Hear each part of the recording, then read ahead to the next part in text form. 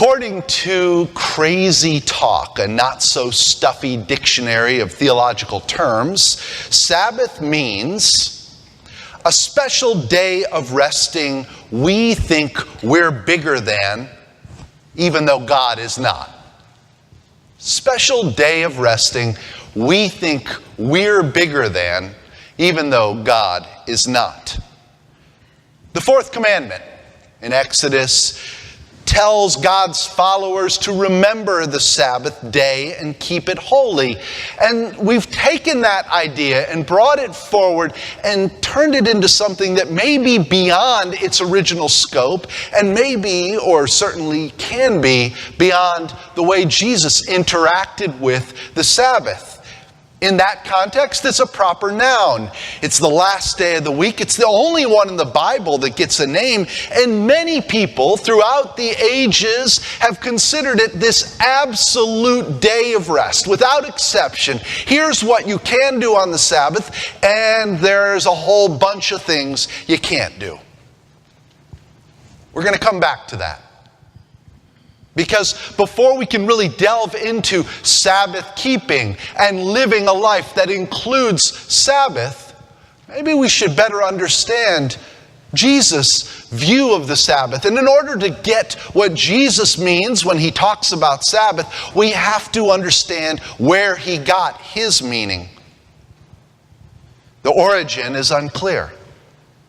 It seems like it should be very clear. It's right there in Exodus 20. So obviously, it's right there in Genesis 1. So obviously, Sabbath has an origin, but it sort of doesn't. The Bible attributes it to Moses, but we really can't verify that. And practicing Sabbath presupposes something very important: the ability to do it. You have to have something more developed in culture and society in order to be able to prepare for and practice Sabbath. In ancient times, people were on the move. How would you do it if you were on the move? If you didn't have a Tupperware with last night's dinner to pull out of the refrigerator. So technically, I'm not cooking. The microwave is sort of heating it up. So I'm not doing any work. Well, the ancient people lacked Tupperware. They might have had refrigeration. I'm just kidding, they didn't. But it presupposes some means by which to practice this time of rest. And then we get to those examples like 2 Kings 11, where Athaliah was arrested on the Sabbath, and none of those good law-keeping Jewish people seem to even raise an eyebrow. There are those Hebrew exceptions to the Sabbath when it seemed as though God was moving them to do so. And then there's that post-exilic time frame, and Sabbath keeping begins to take a meaning. There it's a distinctive. You know that I am a good law-keeping Jewish person because of my Sabbath keeping. It's a mark of distinction. This is who I am. And so Sabbath becomes an identifying characteristic. And now we get to Mark. Jesus and the disciples have just performed an act of civil disobedience to illustrate a theological principle. It doesn't come out that way. It's more like a story in the gospel. But they're very much performing an act of civil disobedience. From the grammar, it seems that Jesus and his disciples sort of were cutting through a field on their way somewhere. And as they're walking along, as one does when walking through a field, they step on some of the grain. And they were feeling a little bit peckish, so they reached down and plucked some grains to placate their hunger. The simple action confronted one of the Pharisees' closest held beliefs. The Pharisees are all about the rules. I don't know if you ever think about what you are all about as a person, as a Christian, as an American, as a human being on this planet. What drives you? What motivates you? What animates your spirit? But the Pharisees had a very clear set of guiding principles, and that was keep the rules. And that's actually not a hard way to live, because then you can list all the rules and kind of go by the checklist. Am I doing it? Yes or no? That's your driving principle. And so when that's what motivates you, when that's what animates your spirit, it's really easy. And so the rules were what drove them along. And so this act of really just getting something to eat confronted their entire way of life. And their response makes sense for their worldview. Look at these guys. Why are they doing what is unlawful to do on the Sabbath? The Pharisees are in desperate need of a paradigm shift. The Pharisees are in desperate need of an opportunity to refocus their lenses on the world so that they can see things in a more God-centered way. Jesus invokes 1 Samuel 21 in a wry poke at the Pharisees. Haven't you read what King David did when he and his companions were hungry? They needed food. Pharisees, of course, had read 1 Samuel. They knew it backward and forward. They knew the story backward and forward. And it's not fair to use their own rules back against them. They would have probably said, that's dirty pool, Jesus. Jesus points to the precedent of King David, who they would have identified as a person of God. And King David assuming this right to violate the law when he and his followers, and the Greek here in Mark is rather emphatic, his followers, David's followers, were in need when they were hungry. And at this point, most interpreters follow Jesus, the child of humanity, having priority over the law. It's like reading the story and skipping ahead to the end and missing the beauty and wonder of the journey along the way.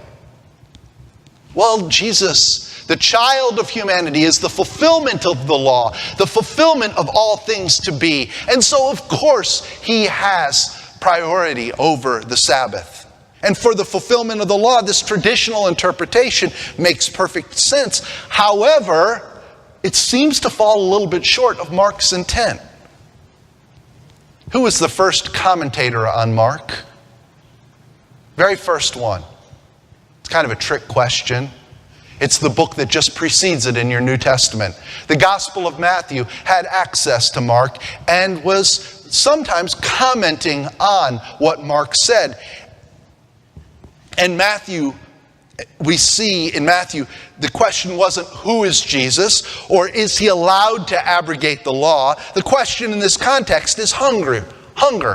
The disciples were hungry. Mark is following the prophets like Hosea to argue for mercy instead of sacrifice. Mercy instead of following the rules. Poor people who were hungry gives ancient Israel its religious task. And that task takes precedence even over the Sabbath. Hunger is the most important part of this passage. And this is the Eureka Moment in Mark 2:23-28. Jesus says, David ate the bread. Artos is the Greek word there. And it's interesting to note that word because it comes up again and again in the gospel. In Mark chapter 6, that same artos fed the 5,000. In Mark chapter 7, it was Jesus and his disciples getting into a conflict again with the Pharisees because the disciples were eating artos, this Greek word for bread, without following the ritual to wash their hands. And Mark chapter 8, artos feeds the 4,000. And then in Mark, we see this same artos as the bread Jesus broke to celebrate the new covenant between God and humanity. Yes, the disciples were hungry, and Jesus invoked this bread, our toast, to be the bread of life. Just as today in a hungry world, Jesus is the bread of life that can feed our souls and provide us meaning and a means to practicing Sabbath and to truly experiencing the rest and respite of Sabbath keeping. But again, let's go back to the Pharisees, because there's another significant problem in the way that they keep the law. Practicing Sabbath and fasting is a luxury of the affluent. It's not for the poor people for whom hunger was an involuntary and bitter reality. The kind of faith the Pharisees projected required sustenance. Mark escalates Jesus' attack on the Pharisees. He justifies the disciples' right to break the law by procuring grain on the Sabbath in a situation of hunger. Mark is doing more than simply deflating the Pharisaic holiness code. He's implicitly raising this political issue of criticism by identifying the Pharisees with issues of land and table.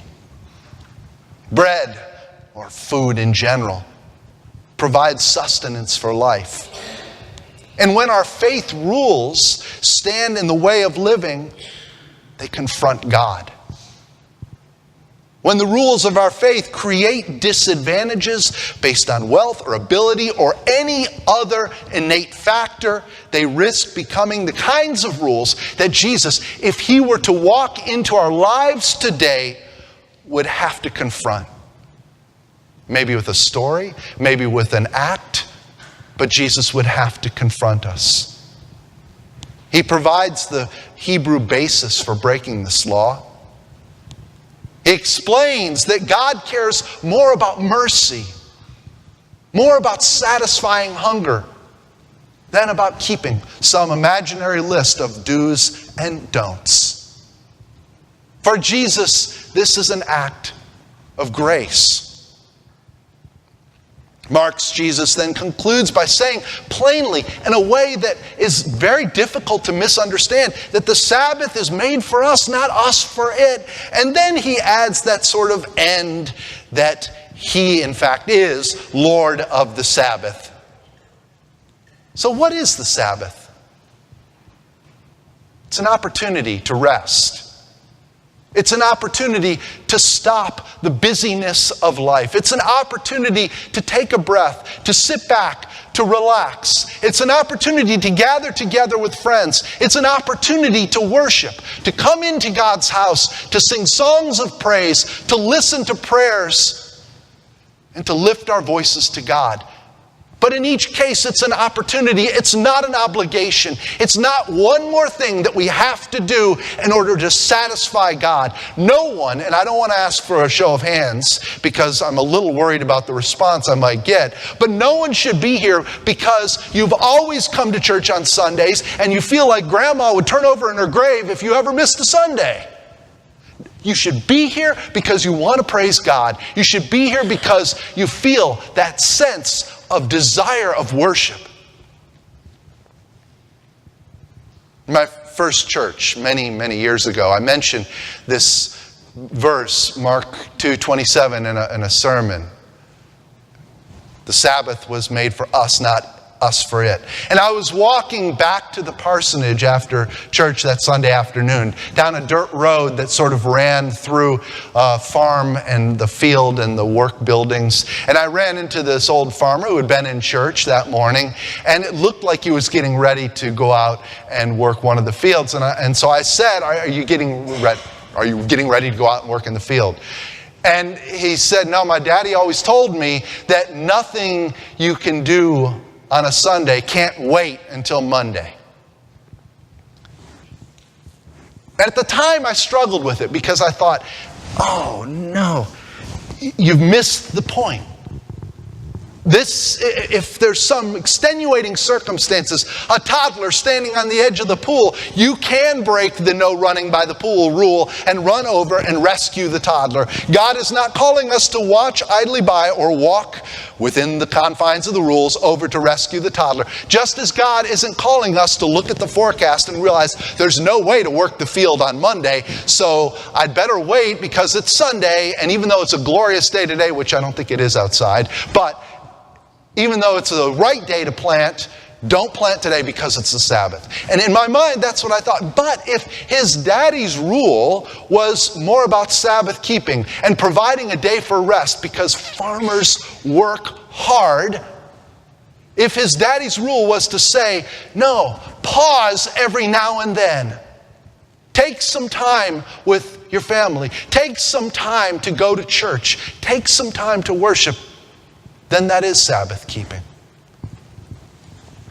Any talk about Sabbath always takes my mind to one of my very favorite movies, The Chariots of Fire, and the inspirational story of the 1924 Olympic team that was conflated among a number of Olympic teams. But we have to set aside reality because it was a great movie and it was inspirational and it had wonderful music. But if you haven't seen it, it's the story of these runners and they come together. And in the climax of the film, Eric Liddell, who's a Christian missionary from China, is this amazing runner, and he realizes that his qualifying match is on a Sunday. And he stands up to the entire might of the British Empire and says, no, I cannot run on a Sunday because it is the Lord's day. Standing up for one's faith is impressive, especially against overwhelming influence. But that stand that he took, that he made, seemed in a large part to place Sabbath above everything else. I'm in no position to judge because, like all of you, I am a hypocrite in need of God's grace every single day. So I don't judge Eric Liddell for the stand he made, and I do think it's still an inspirational movie, but it does cause me to think about Sabbath and Sabbath keeping. The challenge for us as we wrestle with Jesus and his disciples crossing through a field and plucking some grain to eat is, how do we keep Sabbath? And do we make Sabbath keeping our God, or do we look at Sabbath keeping as a gift from God? An opportunity to come together, an opportunity to pray, an opportunity to praise, an opportunity for family, an opportunity for rest. And if we look at Sabbath as a gift from God, then I think we're getting Jesus' point. But the moment we start to say, you can't do that because it's Sunday, then we're starting to get into that land where Jesus might have to come and say to us, hey, Sabbath was made for you, not you for it. Amen.